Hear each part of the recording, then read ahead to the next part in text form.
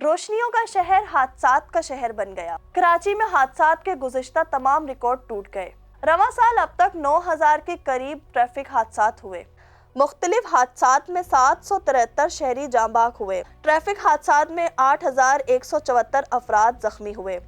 यौम 25 हादसा में 2 से 3 अफराद अपनी जान से गए। जनवरी में 94 अफराद जहाँ बाग, 734 जख्मी हुए। फरवरी में 57 अफराद जहाँ बाग, 720 जख्मी हुए। मार्च में 49 अफराद जहाँ बाग, 521 जख्मी हुए। अप्रैल में 64 अफराद जहाँ बाग, 490 जख्मी हुए। मई में 48 अफराद जहाँ बाग, 464 जख्मी हुए।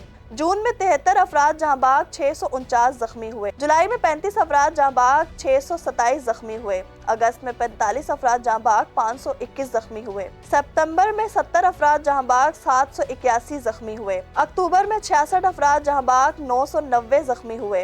नवंबर में 90 अफराद जहाँ बाग, 989 जख्मी हुए। दिसंबर में अब तक 82 अफराद जहाँ बाग, जबकि 700 जख्मी हुए। सबसे ज्यादा जनवरी, नवंबर और दिसंबर में जाने गई। अक्टूबर, नवंबर और सितंबर में सबसे ज्यादा जख्मी हुए।